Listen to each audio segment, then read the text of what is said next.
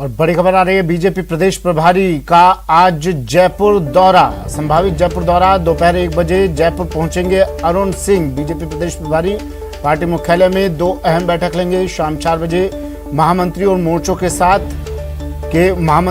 के अध्यक्षों की बैठक होगी। शाम 7 बजे जयपुर शहर पदाधिकारियों की बैठक होगी। मंडल अध्यक्षों के साथ भी चर्चा होगी। कल सुबह 11 बजे कार्य समिति की बैठक में शामिल होंगी। 23 जून को सुबह 8 बजे जयपुर से रवाना होंगे।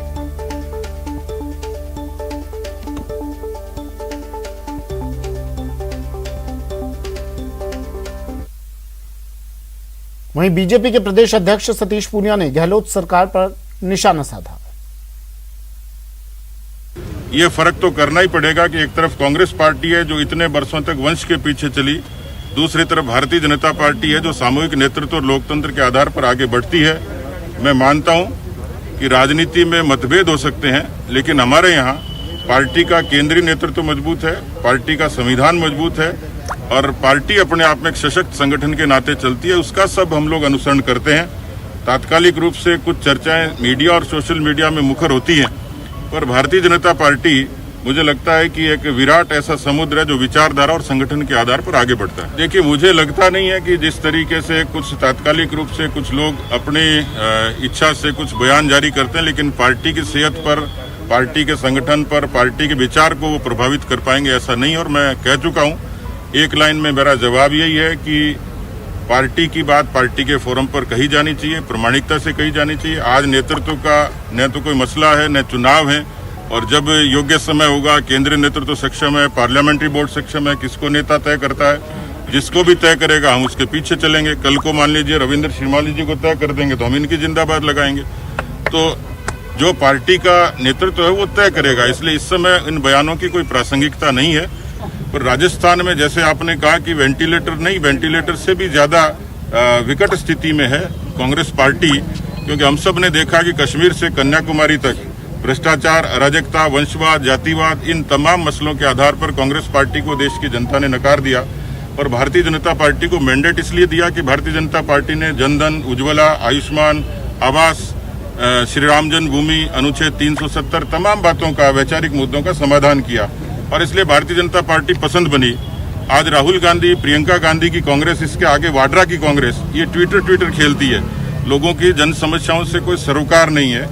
जुम्मा 2.5 प्रदेशों में सरकार है, उसमें राजस्थान बड़ा प्रदेश है, लेकिन पिछले 2.5 वर्ष का जो दृश्य है वो दिखता है। आज राजस्थान सर्वाधिक अपराधग्रस्त राज्य में शुमार है। मैं नहीं कह रहा, नेशनल क्राइम रिकॉर्ड ब्यूरो कहता है दलितों और महिलाओं पर सर्वाधिक अत्याचार है।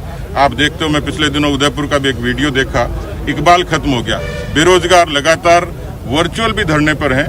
एक बड़ी संख्या में नेशनल जो चैम्बर ऑफ इकोनॉमिक एनालिसिस का जो संस्थान है वो ये कहता है कि 27.7% ये बेरोजगारी की दर राजस्थान में सर्वाधिक है। कानून व्यवस्था का मैं जिक्र कर चुका इस प्रदेश में।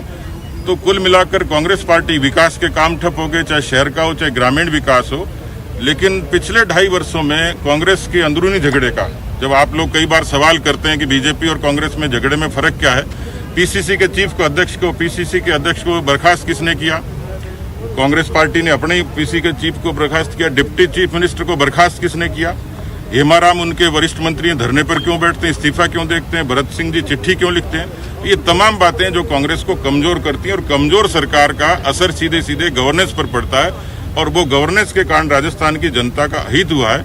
इसलिए मैं कहता हूं कि ये जो सरकार है, अंतर्कलह की, अंतर्विरोध की सरकार है, और जो सरकार नैतिक रूप से कमजोर होती है वो वेंटिलेटर पर है, और वेंटिलेटर हटते ही इस सरकार का भी हटना तय है। देखिए, मैं ज्योतिष नहीं हूँ, लेकिन मैं एक सामान्य राजनीतिक विश्लेषक के तौर पर कह सकता हूँ कि ये जुगाड़ की सरकार है। मुझे पता नहीं मेवाड़ में जुगाड़ चलता है कि नहीं चलता, लेकिन हमारे पूर्वी राजस्थान में जुगाड़ चलता है, जिसमें फंटा किसी का होता है, स्टीयरिंग किसी का होता है, टायर किसी का होता है, हॉर्न उसमें होता नहीं, लाइट उसमें होती नहीं, वो चलने से ही आवाज करता है। इस तरीके का जुगाड़ है। 99 का था, बीएसपी को मर्ज किया, इंडिपेंडेंस को मर्ज किया, और उस आधार पर यह सरकार चली। लेकिन मुझे लगता है कि अशोक गहलोत जी को अपनी कुर्सी बचाने की फिक्र ज्यादा थी, सरकार को चलाने की कम थी। यही कारण था कि कोरोना का कुप्रबंधन हुआ।